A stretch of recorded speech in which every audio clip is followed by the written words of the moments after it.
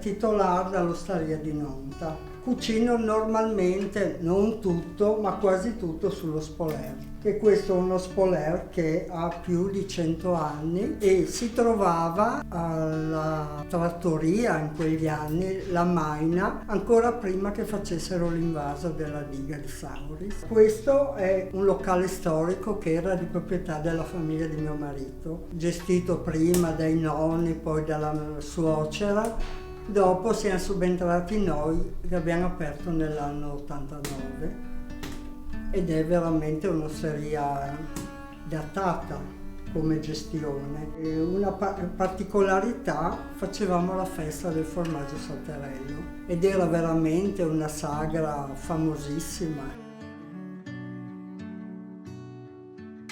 Per fare le frittelle con la salvia, la salviade cosiddetta, usiamo 3 uova intere, 3 cucchiai di zucchero, 3 cucchiai di farina bianca, una grattugiata di buccia di arancia e di limone, un pizzico di sale e 200 g di latte. Facciamo una pastella e la lasciamo riposare per una mezz'oretta e poi le friggiamo con lo strutto e un po' di olio di semi di arachidi. Rompiamo le uova intere, ci aggiungiamo lo zucchero, sbattiamo un po'.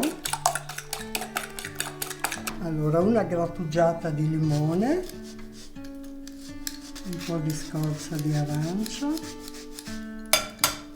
aggiungiamo la farina,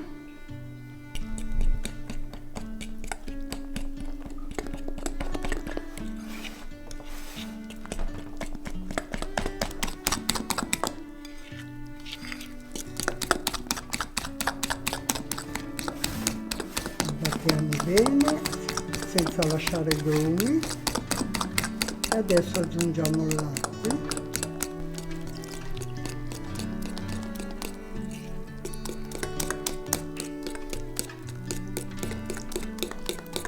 ecco, adesso la lasciamo riposare una mezz'oretta, poi ci immergiamo le foglioline e le friggiamo nello strutto, facciamo sciogliere lo strutto, immergiamo le foglioline di salvia,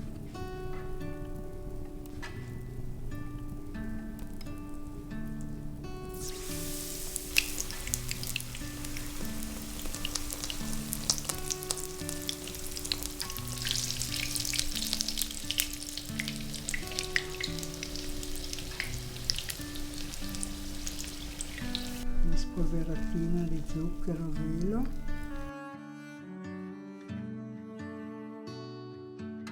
Adesso facciamo il soffritto, che era un piatto che lo facevano, piatto povero, una specie di besciamella, che ci aggiungevano un po' di vino rosso e un cucchiaino di zucchero e lo portavano anche quando andavano in campagna freddo, perché dicevano che era dissettante. Allora mettiamo a freddo la farina bianca, 2 cucchiai, stemperiamo con un po' di latte, mezzo litro più o meno di latte.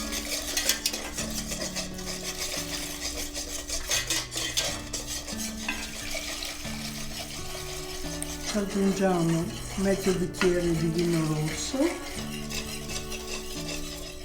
il cucchiaino di zucchero. Adesso andiamo sul fuoco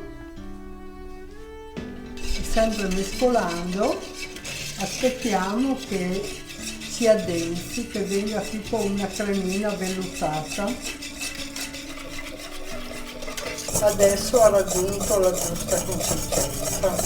Adesso lo togliamo dal fuoco e lo versiamo in una coppotina e lo lasciamo raffreddare. Si può mangiare anche caldo.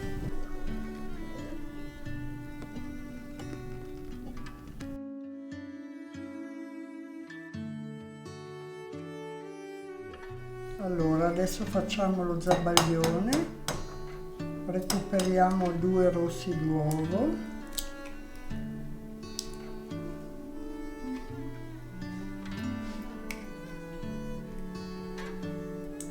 ci aggiungiamo 2 cucchiai di zucchero e sbattiamo bene finché diventa bello spumoso.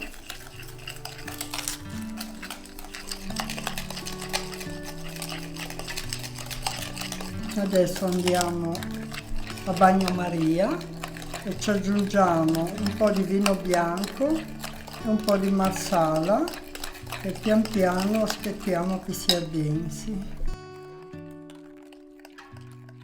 Allora, lo zabaglione è pronto, adesso lo mettiamo nei bicchierini